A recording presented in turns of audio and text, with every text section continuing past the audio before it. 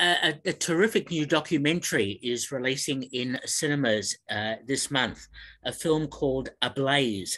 And it's my great pleasure to be speaking to the co-director of Ablaze, Alec Morgan. Alec, welcome to Movie Metropolis. Thank you for having me, Peter. This is such a fascinating insight into someone I didn't know a great deal about, Bill Onus.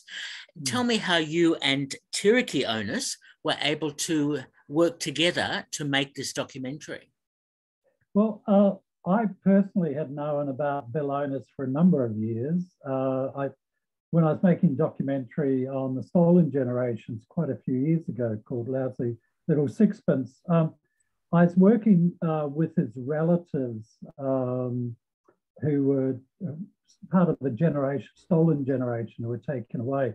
So I'd heard of Bill Onus and what he had done. And I thought it was a terrific story right from then, but it all came to become a film because Simon Drake at the National Film and Sound Archive contacted me about a piece of footage they had in the National Film and Sound Archive in Canberra that they'd had there for a number of years, and he thought I might know something about it given my work in archive, particularly about Indigenous Australia over the years. And when I saw it, I immediately recognized Bill Onus. I recognized some other people, but also his brother Eric. They kept turning up in this film. And some of the scenes which you see in the film, particularly the play, which you identified later as at the New Theatre, and a whole lot of other elements, were really intriguing. I thought this was a really important piece of work. I didn't know who had made it. It had no references. It had no soundtrack. They think it was deposited in the early 70s. Where it came from, they didn't know. So from then on, I was intrigued. So I'd heard, I hadn't actually met Tiriki, who lives in Melbourne. I live in Sydney. So I contacted Tiriki to see if he knew anything about it. And he hadn't heard of it. But he did say that Bill was known to have made films in the 1940s, 50s, up until the 60s, and they all got burnt up in the caravan fire. But there were rumours that some of them didn't get burnt up and they were kind of lost. So I took it down to Melbourne a couple of weeks later and showed Tiriki, who was just amazed to see other relatives that he recognised in the film, but he didn't know, when the film was made or anything more about it. So it all began from there. We were both very intrigued, and I decided, I suggested we make a documentary about it, and use that as a kind of detective story about trying to track down what this film was all about. Well, it's quite incredible for me because there is so much in this documentary that you could almost have either spin-offs or have a much longer documentary because of so much that in which Bill was involved. So tell me about putting all this together, because you've also used, apart from Bill's films and other archival material, some animations and some other bits and pieces to really round out this excellent documentary. What was your process there? Oh, well, luckily, I'd finished a PhD and I could go for a fellowship in Macquarie University, gave me a fellowship for research on the film, which given one of the difficulties, of course, trying to research Indigenous history is that there's a lot of documentation that doesn't exist. So you really have to search for a long time. And that gave me the ability to spend the next couple of years just on focusing on researching, because it took a lot of, going around the doors, as they say, different houses to try and pinpoint what was in this film, and to find people that knew Bill, who may have seen the film, knew nothing, who knew something about it possibly. So it did take quite a long time. Is the reason why these kind of films are made independently outside of, say, ABC or other areas, is the amount of time it took to research. And we wanted to really nail down as much as we could about that past. But as you can see from the film, Bill's life unfolded for us at the same time. There are a lot of things in that short, it was only 9.5 minutes long, this short piece of film. And there's so much in there that's really historically important. So it's quite amazing that you know, it's a once in a lifetime thing for me that I find a 9.5 minute piece of silent film that no one knows where it came from. And it turned out to be so historically significant. And it was pointing to, particularly for Australian history and indigenous history, significant events that happened around that time, that period in 1946. So it was as intriguing for us to come up with some of the answers that we found during the research. It was really interesting process. Exactly. Keep going. Yep. And yeah, Bill kind of is one of those great characters of Australian history that gets left out of the history. I think because Bill, as you can see, what he's saying in the film is pretty much true today about justice and equality. And he was kind of overlooked in history mainly because he was associated, and as we talk about, he was discredited by being, you know, too close to the Communist Party and too close to progressive thinking. So Bill kind of got discredited and left out of history. But I'd always known, particularly I came from a theatre background, I knew that he had used theatre to push the line for the campaign for equal rights. And that fascinated me. So to find out more about those things were already questions going through my head, but now we had the time to actually sit down and do the research and find archival footage, photographs, you know, newspaper headlines, all those kind of things to make up, as you can see, it makes up the bulk of the film. It's so interesting how ASIO and that whole anti-communist sort of perspective that happened at that time, and Paul Robeson, who'd visited Australia, etc., that there was so much angst. And so I can see how Bill was targeted, I suppose. Well, Bill was the first Aboriginal leader because he was so outspoken, and particularly in 1946, he was getting huge recognition publicly. In fact, you know, he was pretty successful in 1946, and I think the Commonwealth Investigation Service started in mid-1946 when he spoke at a meeting. So he was the first Indigenous leader or person in Australia to be surveyed under surveillance by what was called the Commonwealth Investigation Service, which then became ASIO. So his files were passed in 1949 over to ASIO. ASIO kept up that surveillance of Bill right to the end of his life. And so he was constantly being under surveillance by ASIO and seen, you know, as quite a threat by them. And luckily, as you can see, we used some ASIO footage. When ASIO came in, they used cinemas a lot to record on 16mm. And as we talk about, you know, they could get away with it because it looked like a tourist using one of those cheaper 16mm cameras. So, you know, quite often, all that's held now, it can be viewed by the public, and it's held in the National Archives in Sydney. And I was able to go there and sit down. In fact, you know, one of the sequence of a young activist, Ray Peckham, and going off to Berlin was something I was sitting watching, and suddenly I thought, that's Ray Peckham and that's Faith Bandler. I think that's Faith Bandler. So for me, it was exciting, you know, to discover right there on the screen that these people, you know, there's real footage of a story that I'd heard about, but I'd never seen the footage to. So it was very exciting researching that story because they keep popping up, all these wonderful pieces of footage. And, you know, so we were able to find that side of the story as well. How incredible. And it shows you what a rich history we have, and we should be making more films, documentaries, as well as narratives about our very rich history. And this is such a revelation, I thought. Well, yes, I'd love to make much more too. It was a brutally hard film to finance. Not that we by the time we went to get the finances, we'd scripted, we'd found the material and we were ready to go. It's just that current government has over the last 9 years slashed the funding, particularly documentary has suffered enormously in Australia over the years. Thank goodness this is where people like Tom Zabricki, who was the producer, who nose to the ground, great veteran producer who we got tossed out of everywhere, Peter. We were thrown out of everywhere. And it was that thing of they didn't know who Bill was, and then they weren't really willing to bet. Some said they thought it was a niche film.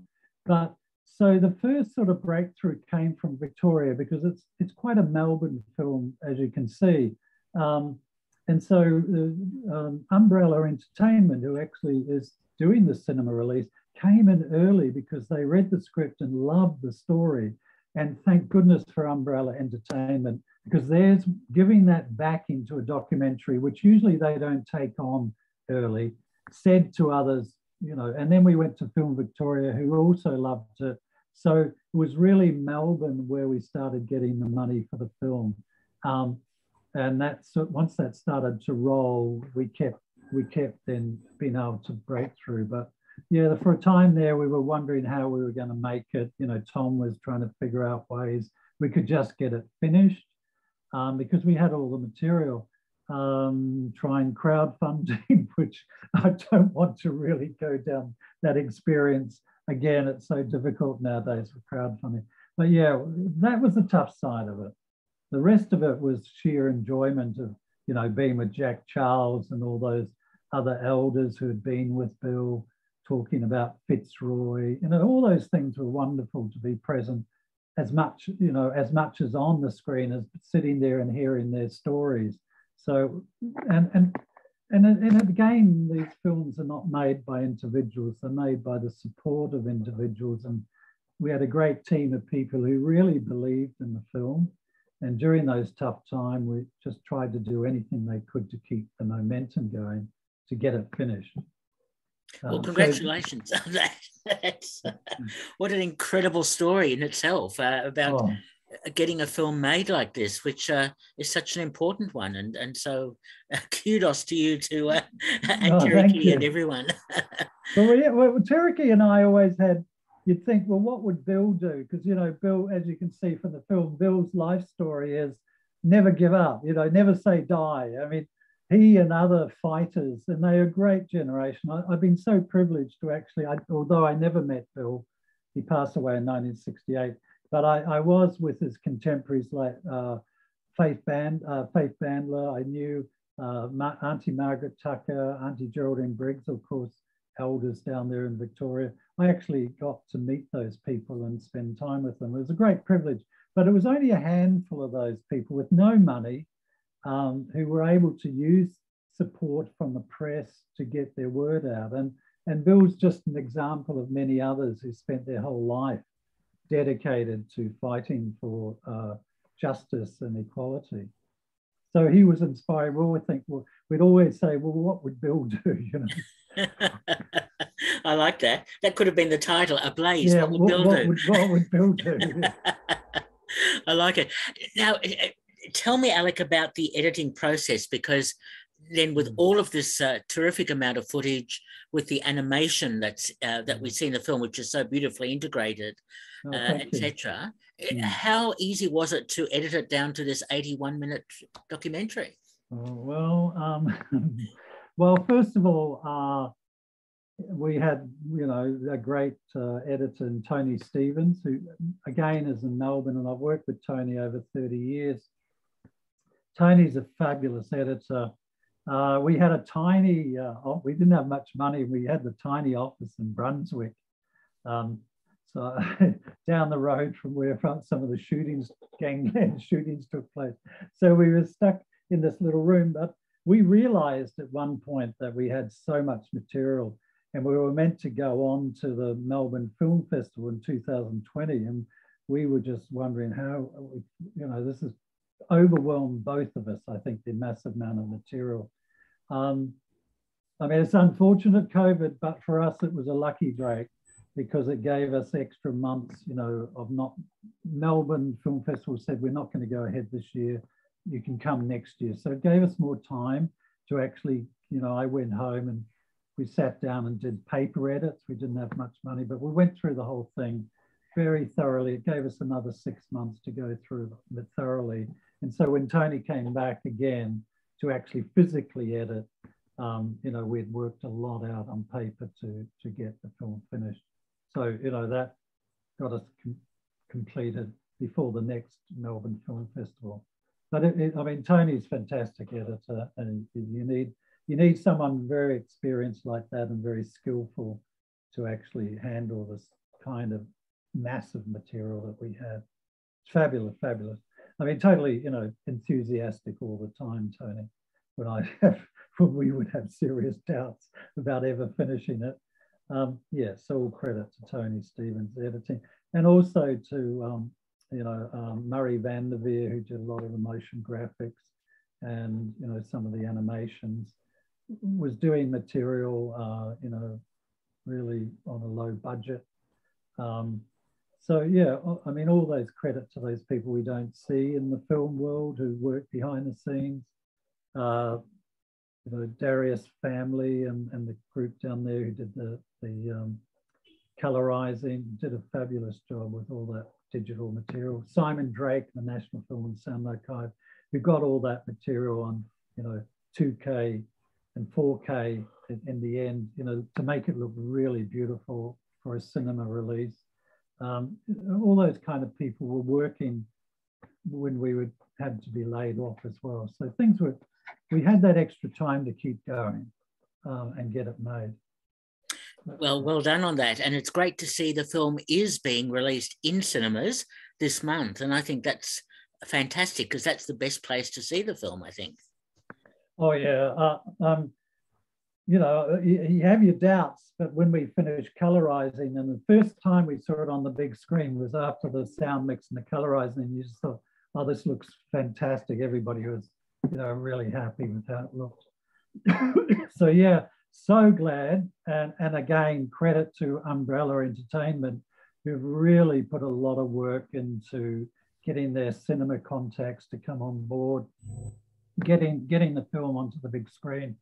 I mean, it was, you know, because even when the Melbourne Film Festival came around, and, you know, I was really looking forward to getting back to Melbourne to stay in some big hotel for 6 nights, and suddenly COVID hit. And then it was Brisbane. So I thought, well, I'll get to Brisbane, and then COVID hit Brisbane. So I only saw it for the first time on screen some 6 months later, that it was actually able to see it on screen. And this time, again, you know, it'll be nationwide on screen. And I think that, yeah, that's where to see it in the cinemas is the best place.